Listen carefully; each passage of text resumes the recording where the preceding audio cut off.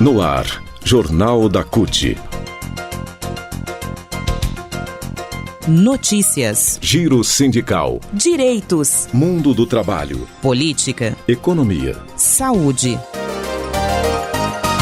Aqui, a classe trabalhadora tem voz. Olá Brasil, eu sou o André Acarini. Hoje é quinta-feira, 9 de dezembro de 2021. No Jornal da CUT de hoje você confere. Centrais sindicais fazem campanha de solidariedade para o Natal.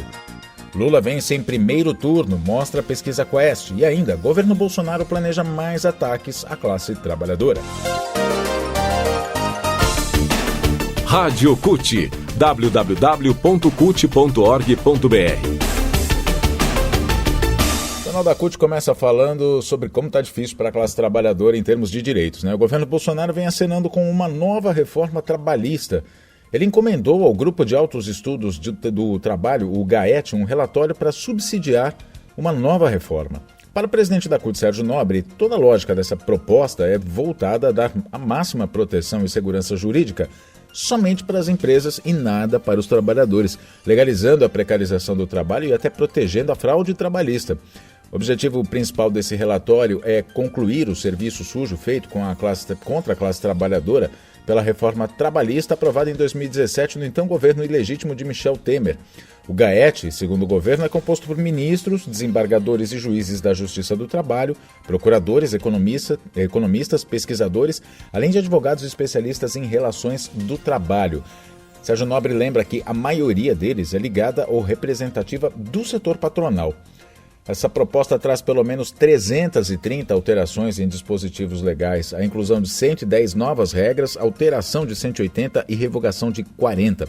São 262 páginas de relatório que dá para se resumir da seguinte maneira: retirada de direitos da classe trabalhadora, flexibilização de contratações, precarização do trabalho, além de criar insegurança jurídica, excluir e reduzir o papel dos sindicatos. Sérgio Nobre disse o seguinte: vamos fazer tudo de novo se essa proposta vier a ser feita pelo governo, porque não me cansarei de repetir, trabalho sem direitos é escravidão, é a palavra do presidente nacional da CUT. Ele se refere, obviamente, às lutas feitas anteriores, inclusive a MP 1045, que recentemente foi derrubada no Senado e que propunha a alteração da CLT, retirando direitos dos trabalhadores. O movimento sindical pressionou e a MP foi derrubada.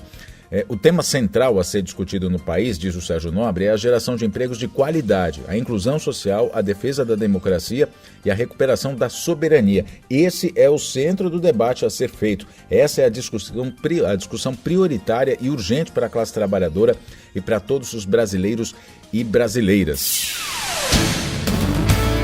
Política. Vamos falar sobre a corrida presidencial. Uma nova rodada da pesquisa Quest Consultoria reforça o favoritismo do ex-presidente Luiz Inácio Lula da Silva para as eleições presidenciais de 2022. Em todos os cenários, ele lidera as intenções de voto, oscilando entre 46% e 48% no primeiro turno. Agora, se considerados os votos válidos, excluindo os brancos e os nulos, somente os válidos, Lula vai ter a maioria, mais de 50%, chega a 52%, e vai ser eleito já em primeiro turno. Além disso, em todos os cenários considerados pela pesquisa, levando em consideração o número de indecisos, a chance também é real porque esses votos poderiam migrar para o ex-presidente. Então, a gente vai ver os números daqui a pouco, mas indecisos são 5%. Se esses 5% forem para o presidente Lula, dos 48% que ele tem aqui no melhor cenário, ele vai para 53%. O presidente Jair Bolsonaro e o ex-juiz Sérgio Moro, também ex-ministro da Justiça do atual governo, disputam a segunda colocação. Mas os números mostram que a liderança de Lula é isolada. Em um dos cenários apontados pela pesquisa, em que figuram como candidatos tanto Lula como Bolsonaro, Rodrigo Pacheco, que é presidente do Senado, e Ciro Gomes, do PDT, e deixa de fora o Sérgio Moro, Lula teria 48% contra 27% do presidente atual, o Jair Bolsonaro. Então, os números são os seguintes: sem o Sérgio Moro, Lula tem 48%, Bolsonaro 27%, Ciro Gomes, 8%, Rodrigo Pacheco, 2%, brancos e nulos são 10% e indecisos 5%, como eu falei agora. Mas, se considerado pela pesquisa o mais provável cenário, que inclui na disputa o ex-juiz Sérgio Moro, o atual governador de São Paulo, João Dória, Esse cenário também aponta Lula como favorito, tendo 46% dos votos. Então fica Lula com 46%, Jair Bolsonaro com 23%, o Sérgio Moro vem com 10%, o Ciro Gomes vem com 5%, João Dória 2%, o Luiz Felipe Dávila, do Novo, 1%, brancos e nulos são 7% e indecisos 5%. No segundo turno, Lula também é favorito em todos os cenários, venceria com folga todos os outros candidatos.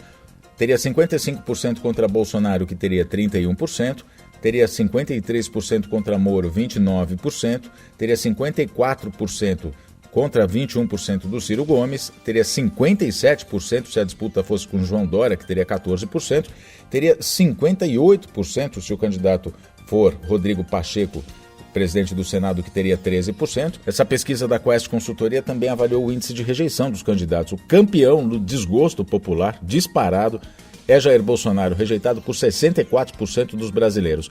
Sérgio Moro acompanha o ex-parceiro e tem 61%.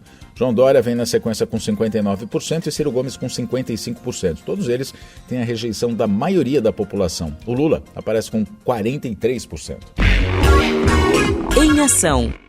Vamos falar sobre solidariedade? O Brasil, sob o desastroso governo de Jair Bolsonaro, chega ao final de 2021 em meio à sua mais grave crise social e econômica.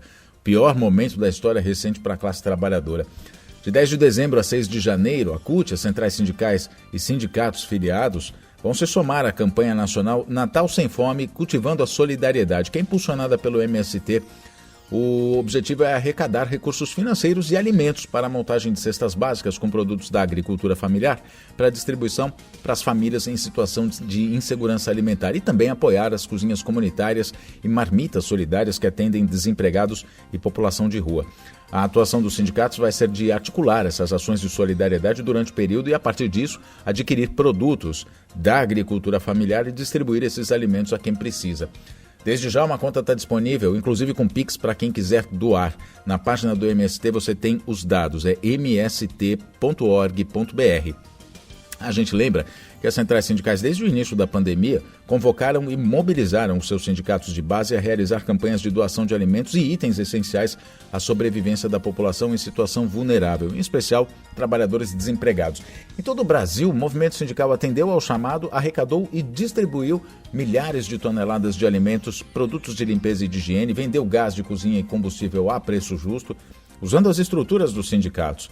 Não se trata de assistencialismo, mas sim de ação solidária no momento em que falta comida e falta governo ao Brasil. A proximidade das celebrações de fim de ano, das festividades e o agravamento da crise social exige que essas ações sejam intensificadas. Não bastasse a fome e o desemprego, a gente vê nas últimas semanas, tem visto nas últimas semanas, serem intensificadas as ameaças de despejo de famílias em ocupações no campo e na cidade. A solidariedade da classe trabalhadora, a nossa solidariedade, nunca foi tão necessária e o movimento sindical vai responder como sempre tem respondido, junto ao povo e pelo povo. A gente termina assim mais uma edição do Jornal da CUT. Muito obrigado pela sua companhia. Acompanhe a CUT nas redes sociais, CUT Brasil no Facebook, no Instagram, no Twitter e também no YouTube. E acesse o nosso portal cut.org.br. A gente se fala na próxima edição então. Até lá!